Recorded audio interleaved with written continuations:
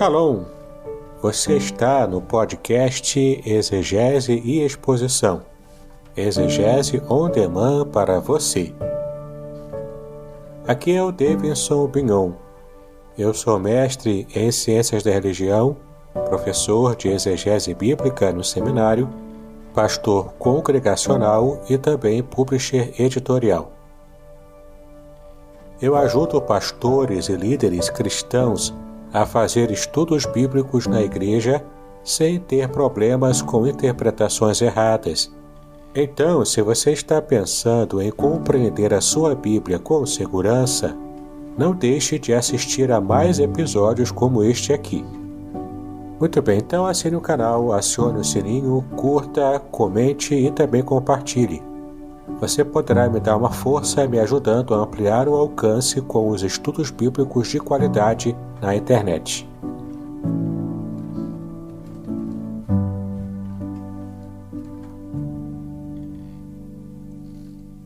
Muito bem, estamos em mais um episódio do nosso podcast Exegese e Exposição.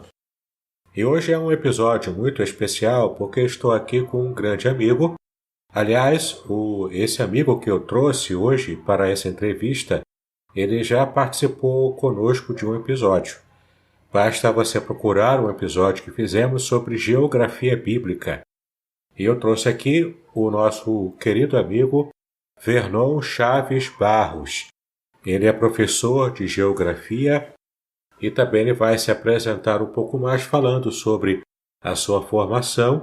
E o motivo pelo qual estamos fazendo esse episódio especial é para o lançamento de um livro que o nosso amigo Vernon está lançando nesse momento, exatamente nesse mês.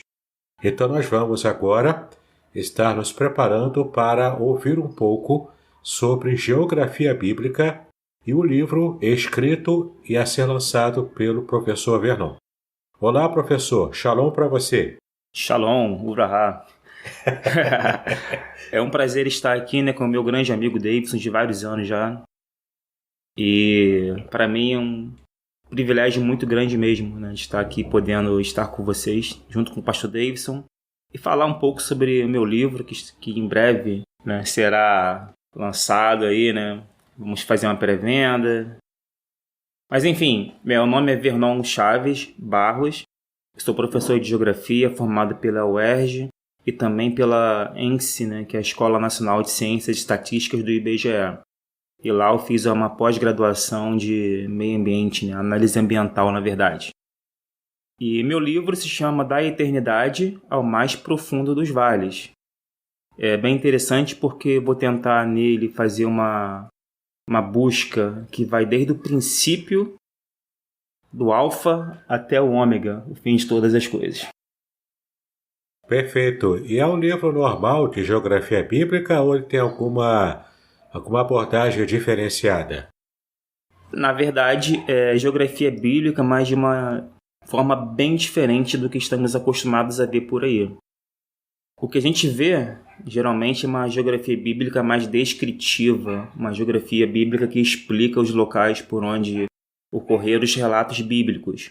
Mas no meu livro eu parto de um ponto de vista diferente, que é a geografia que a Bíblia ensina. Porque ao ler as páginas da Bíblia, é muito fácil ver conteúdos geográficos nela.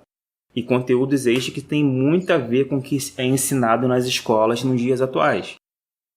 Ah, sim. Então você faz uma abordagem no livro que tem mais uma abordagem técnica sobre geografia de um modo geral, mas de acordo com o que a Bíblia explica, é isso mesmo? Exatamente. Porque a Bíblia é um livro sem igual, Ela explica muitas coisas para a gente de ordem espiritual, mas também explica muitas coisas geográficas para a gente, científicas, vamos dizer assim também, Porque acredito que a Bíblia, ela ensina coisas que transcendem suas páginas, na verdade. Porque a criação que se observa no nosso mundo, ao nosso redor, é uma criação inteligente por parte de um Criador inteligente. E ele deixou pistas nessa criação para que a gente possa percebê-las, analisá-las e reconhecer que existe um Criador de todas as coisas. Agora, professor Vernon, eu queria te fazer uma pergunta que nós já Até abordamos esse tema naquele outro episódio, que você pôde nos ajudar participando com a gente. Mas no seu livro você fez alguma abordagem sobre a Terra plana? Na verdade, fiz sim uma pequena abordagem, né? Não estou ali no meu livro, explicando, né, os motivos pelos quais a Terra plana é falsa, mas eu faço uma abordagem mais técnica, digamos assim, né, do contexto que o povo judeu via a Terra naqueles primórdios, né? Mas que, em todo caso, pelo que nós vemos na ciência atual, é muito fácil saber que a Terra não é plana. Basta ter um conhecimento de astronomia, né, mínimo possível para sabermos que a Terra não é plana. E o interessante é que no modelo Terra plana que eles acreditam, a Terra é como se fosse um círculo, como se fosse uma pizza, né? E essa pizza tem um domo, como se fosse um aquário de vidro, uma cúpula de vidro, que envolve toda essa pizza, digamos assim. E interessante dizer também que para eles o Sol está dentro do domo, assim como a Lua. E as estrelas, né, são o próprio domo, digamos assim, que giram em torno do Polo Norte. Só que, ao analisarmos, né, o real, o que nós vemos é que, além das estrelas girarem em torno do Polo Norte, elas também giram em torno do Polo Sul. E só isso é suficiente para desbancar a teoria da Terra plana, porque temos dois polos celestes e conseguimos ver as estrelas girando em torno desses dois polos celestes.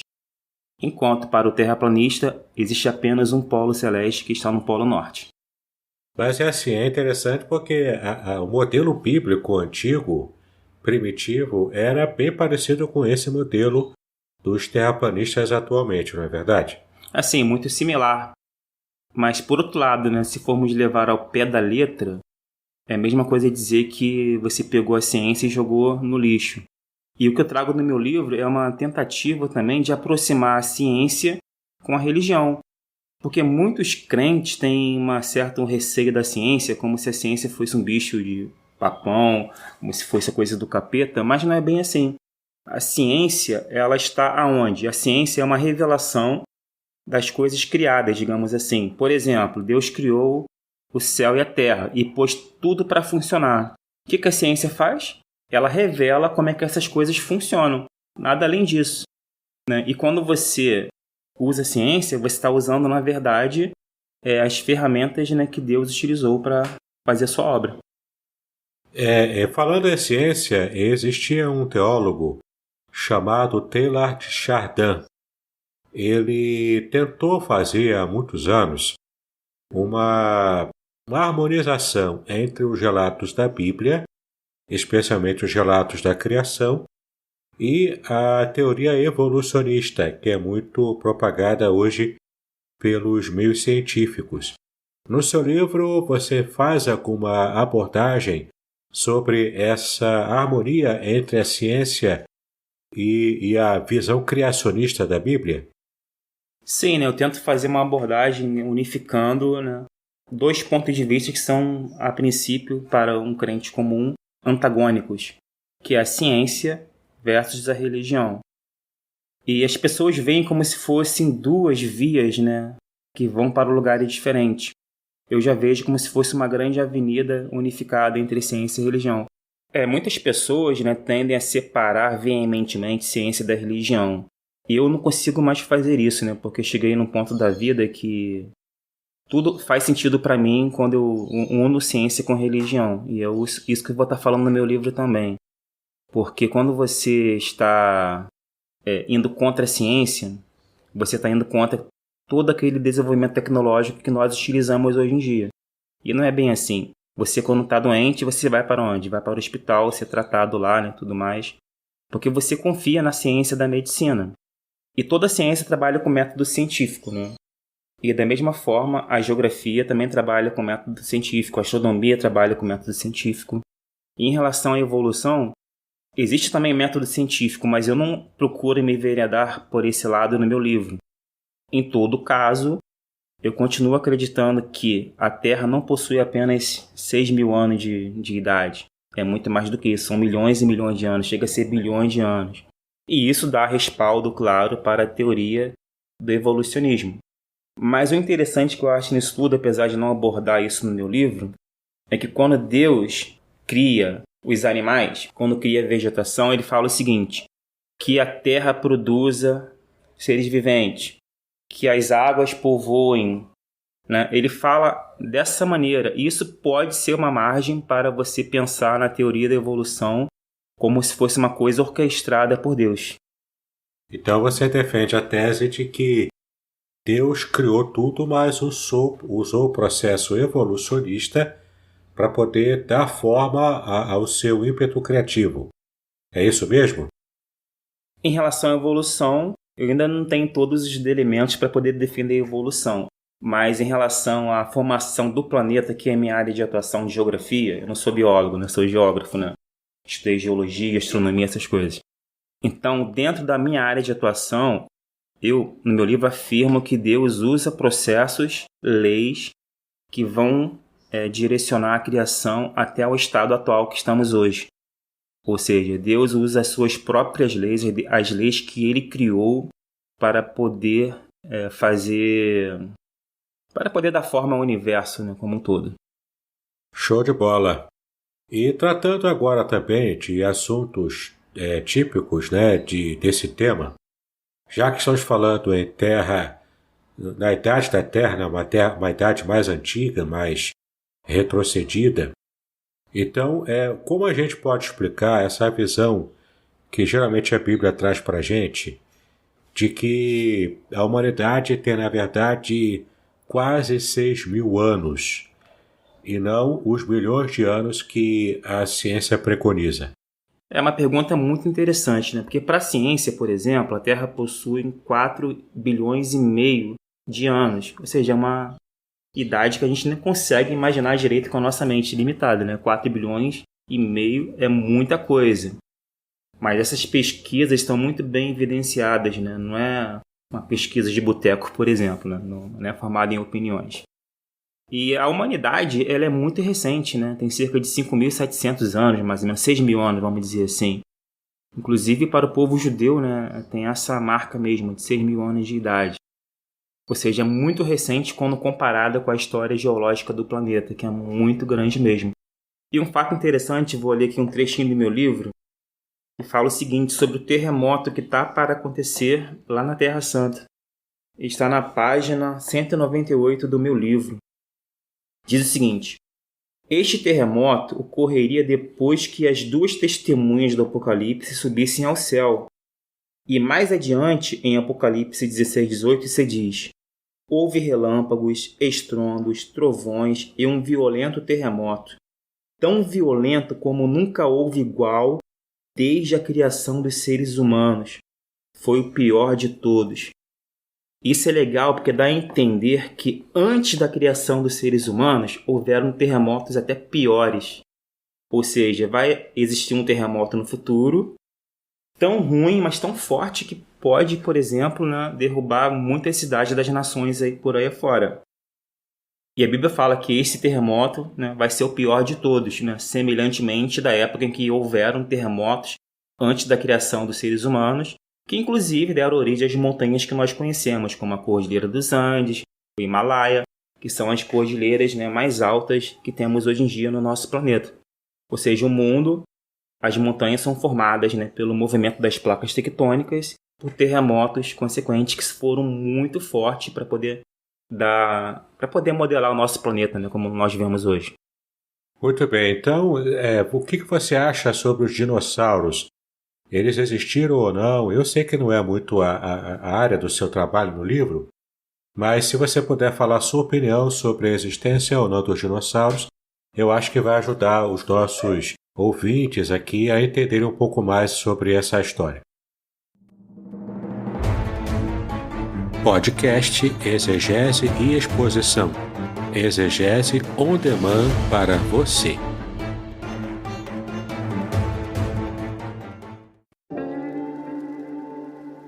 Shalom! Aqui é o Davidson Pignon. Eu ajudo pastores e líderes cristãos a fazer estudos bíblicos na igreja sem ter problemas com interpretações bíblicas erradas. Então, se você está pensando em compreender a sua Bíblia com segurança, não deixe de assistir a mais conteúdos como este aqui neste canal. Bom, essa é uma pergunta bem interessante, até porque hoje mesmo estava vendo uma notícia, né, de que tiveram que parar uma obra lá em São Paulo para poder retirar um fêmur de um dinossauro.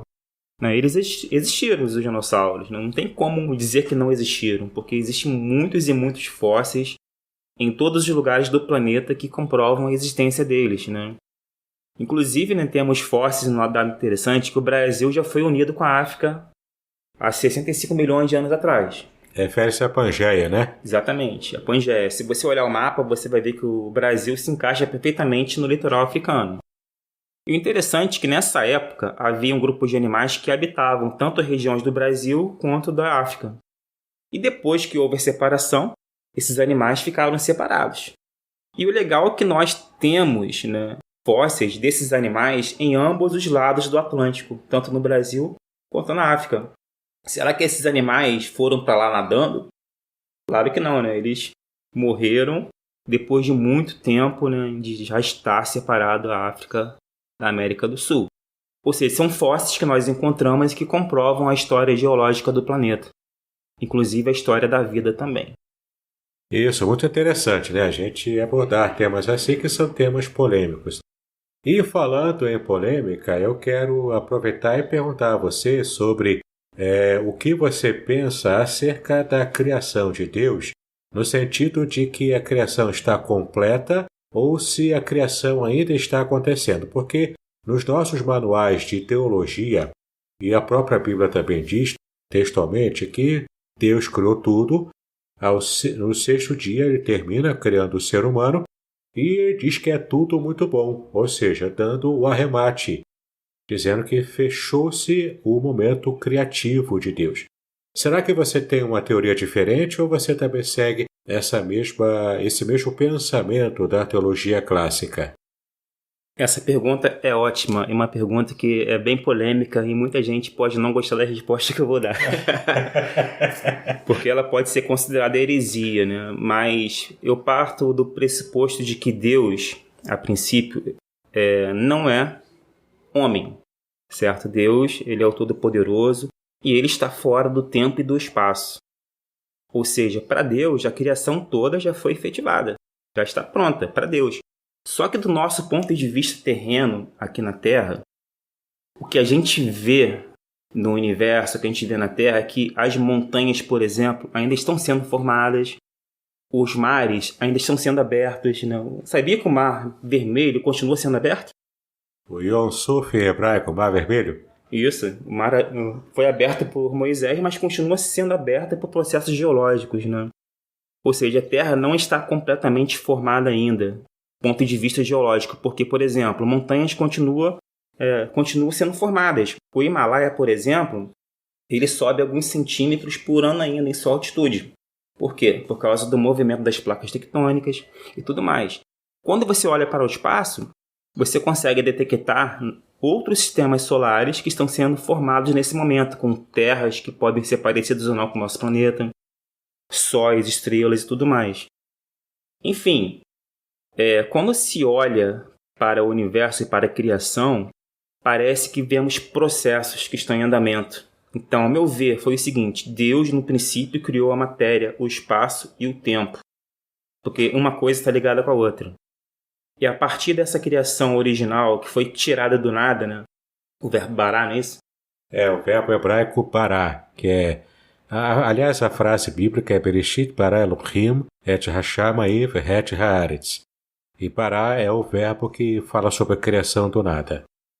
Então isso é muito interessante, porque Deus tirou, pela sua palavra, tudo do nada. Né? Foi a criação, digamos, original, né? O princípio. E a partir dali, tanto é que no Gênesis, quando as coisas são modeladas, né? Quando são formadas a vegetação, as estrelas, né? Os seres vivos, não é mais utilizado o mesmo verbo, é utilizado outro verbo, que é o verbo nascer. Que é o que significa mais para modelar nisso. Nascer que significa modelar, né? Colocar a mão na massa, digamos assim. Então, o que vemos é o seguinte: Deus criou o espaço-tempo, né, com a matéria, e depois desse momento inicial, a partir de leis, tudo vai se encadeando em processos. E esses processos estão sendo encadeados até hoje. Então, é nisso que eu acredito, né? Nós estamos numa perspectiva temporal, estamos presos ao tempo, enquanto o Criador não. Por isso, para a gente que está aqui, a criação ainda não acabou. Mas para Deus, todas as coisas já estão consumadas. E claro que eu penso um pouco diferente dessa perspectiva, mas ainda assim vale muito a leitura do livro. O livro é muito bom. Eu já tive a oportunidade de produzir esse livro e também lê-lo. Ele é bem interessante mesmo para aqueles que desejarem se aprofundar nesse conhecimento. Dá mais um exemplo aí, professor Vernon, de como o seu livro trata desse modelo geográfico, dessas informações mais gerais da geografia, conforme a Bíblia traz. Por exemplo, o sol parando lá com Josué, ou então a Bíblia descreve que a Terra é redonda ou não é, enfim. Dá alguns exemplos aí para que a gente possa ter um gostinho maior de qual é a abordagem do seu livro. Então, primeiramente no meu livro eu falo sobre a criação, né? sobre um novo ponto de vista, né, de como Deus criou todas as coisas, utilizando as leis que ele estabeleceu. E vai ter muitos detalhes no livro, né, que não vou dar tempo de levantar aqui agora, mas o meu livro continua em relação a uma descrição geral da Palestina, para depois entrar em assuntos mais geográficos, né? Como, por exemplo, eu falo sobre a petrologia, né? Sobre o que as rochas têm a nos ensinar, né? Eu falo sobre o que o próprio Sol tem a nos ensinar. E esse caso aí do Sol parar é uma coisa bem interessante, né? Porque do ponto de vista heliocêntrico, né? Não foi o Sol que parou. No caso, foi a Terra que parou, né? Dando a entender que o Sol e a Lua se detiveram no Vale de Ajalon, né? E tudo mais. Então, do ponto de vista de quem está na Terra, o Sol parou, mas na verdade quem parou foi a Terra. Isso do ponto de vista de que nós estamos falando de uma Terra redonda e esférica, né? Para o terraplanista, não. Para o terraplanista, o Sol parou literalmente lá em cima, porque a Terra é firme, estável, ela não muda.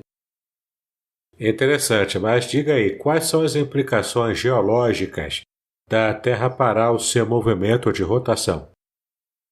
Bom, aí poderia ser muitas, né? Porque na verdade foi um milagre mesmo que aconteceu ali nesse evento. Porque se formos partir do ponto de vista de processos decorrentes do movimento de rotação parar, teríamos muitos e muitos danos em toda a Terra. Teríamos tsunamis, teríamos terremotos de grande magnitude, tempestades, uma série de coisas que causariam um desequilíbrio muito grande no planeta. Isso não ocorreu por quê? Porque foi um milagre mesmo que aconteceu e que nós ainda não temos como explicar. Essa é a verdade. Perfeito. Então, a gente sabe que a ciência ela nos ajuda em muitos pontos, mas há situações em que a fé precisa entrar em jogo, né? Porque nem tudo a ciência consegue explicar. Verdade, né? E interessante também, até fala sobre isso no meu livro, em relação aos milagres. Porque os milagres, né, são coisas que nós não entendemos ainda, mas que um dia possamos vir a entender. Um dia pode ser que tenhamos essas respostas para explicar, né, esses eventos miraculosos descritos na Bíblia. Perfeito. No seu livro, o título do livro é o do mais profundo dos vales. Da eternidade ao mais profundo dos vales. Qual é esse vale mais profundo? É um fato interessante, né? Porque o vale mais profundo de todo o planeta, acima do nível do mar, claro. Ou melhor, não acima do nível do mar, porque esse vale mais profundo não está acima do nível do mar. Está cerca de 400 metros abaixo do nível do mar. Que é o Vale do Rio Jordão, que culmina no Mar Morto. Então, o Mar Morto, digamos, é o lugar mais profundo na superfície do planeta. Claro, não estou falando aqui das fossas submarinas que existem debaixo dos oceanos. Estou falando de lugares que você pode ir caminhar. E lá, nas margens do Mar Morto, você pode caminhar a uma altitude de menos 400 metros. Ou seja, se fosse possível, né, ter uma ruptura numa cadeia montanhosa que corta Israel de norte a sul, a água do Mediterrâneo invadiria o Mar Morto e mataria muita gente afogada ali. Eita, isso eu não sabia. Interessante. Eu estou preparando, professor Vernon, uma série de episódios para o podcast, onde eu vou falar sobre a importância da Terra de Israel. Isso no sentido espiritual, né, no sentido teológico, mas também falando da importância de Israel, também no sentido de terra mesmo geográfica, né, o local geográfico em que Deus separou para abençoar o seu povo e qual a importância disso também para a escatologia, enfim.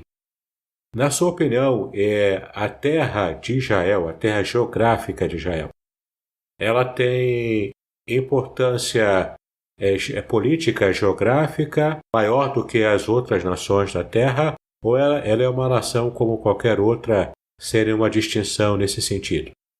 Para mim a importância é relativa, né? Porque, enfim, o plano de salvação da humanidade se deu aonde? Se deu naquele trechinho de terra estreito, né? Entre o Mar Morto, entre a Jordânia e entre o Mar Mediterrâneo.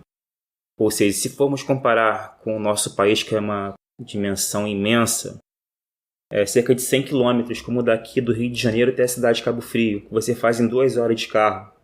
Isso no sentido leste-oeste. Norte a sul um pouco maior, cerca de 500 quilômetros. Então, um pedaço de terra muito pequeno, mas que mudou a geografia do mundo todo praticamente. Porque até hoje, os desdobramentos da morte de Jesus no Oriente Médio, ali na Palestina, temos esses desdobramentos até hoje em dia em nossas vidas, né? Tanto é que estamos aqui, numa sociedade ocidental cristã. Você considera que Israel está no centro da geografia do mundo, na época da Pangeia, por exemplo? É bem provável sim, né? Teria que fazer uma análise melhor. Mas do velho mundo, que é composto por Europa, Ásia e África, a cidade de Jerusalém está exatamente no meio, praticamente, numa rota comercial entre 3 continentes. Inclusive, a Bíblia fala isso, né? Quando Deus fala que pus Jerusalém no meio das nações. Ou seja, ela está localizada num ponto estratégico, né, que foi construído, tanto historicamente como geograficamente, para dar um pano de fundo histórico, né, à vinda do Messias e, por consequência, mudar a história de todo o planeta. Muito bem, e espero que você tenha gostado de ter esse gostinho do livro do professor Vernon. Eu tenho certeza de que quem adquirir o livro poderá ser muito abençoado no seu conhecimento e ter assim uma perspectiva muito mais ampla do que foi a geografia pelo modo como a Bíblia trata. Professor Vernon, eu gostaria que você agora desse as suas considerações finais e também dizer para nós como podemos fazer para achar o seu livro. Bom, para mim foi um prazer estar aqui com você falando nesse podcast, né? O meu livro está sendo publicado agora, em cerca de mais ou menos 2 semanas já estará disponível o livro em formato impresso, mas em formato e-book já está disponível na plataforma da Amazon. Então é só chegar lá e comprar, adquirir, pode pegar uma amostrinha lá para ver se dá o gostinho de leitura ou não. Aqui nesse podcast foi só uma palhinha, lá tem muitas informações, muitos dados, né, de como eu chego às minhas conclusões. E é válido porque é um novo ponto de vista, né, que você pode concordar ou não. Mas o que importa é que a Bíblia é riquíssima e ela tem muitas lições geográficas a nos ensinar. E muitas dessas lições não têm a ver, por exemplo, com acreditar que a Terra já foi totalmente formada ou não, que a criação já foi totalmente formada ou não. Mas são, digamos assim, releituras de certas passagens que trazem muitos ensinamentos para nós. Muito bem, muito obrigado, professor Vernon, pela sua participação. Tenho certeza que foi uma bênção para os nossos ouvintes aqui do podcast Exegese e Exposição. E está feito novamente o convite para que você possa voltar e tratarmos de outras passagens bíblicas sob o ponto de vista da geografia. Por mim, pode marcar, já deixar marcado aí que não tem problema. O convite já está aceito, basta efetivar. Ok, muito obrigado pela sua atenção até aqui e não se esqueça, assine meu canal no YouTube Esteja também clicando no sininho para receber as notificações e dá uma olhadinha lá no livro do Professor Vernon. Tenho certeza que você vai gostar. Muito bem, agora o que eu gostaria de ver é a sua participação. Entre em contato comigo, compartilhe a sua experiência comigo e quem sabe até se você enviar em formato de áudio, eu possa aproveitar a sua experiência para apresentar no próximo episódio do podcast Exegese e Exposição. Eu sou Davidson Bignon e eu ajudo pastores e líderes cristãos a fazer estudos bíblicos da igreja, sem terem problemas com interpretações erradas. Se você então está pensando em compreender a sua Bíblia com segurança, não deixe de assistir a mais episódios como este aqui. Então, assine o canal, acione o sininho, curta, comente e também compartilhe.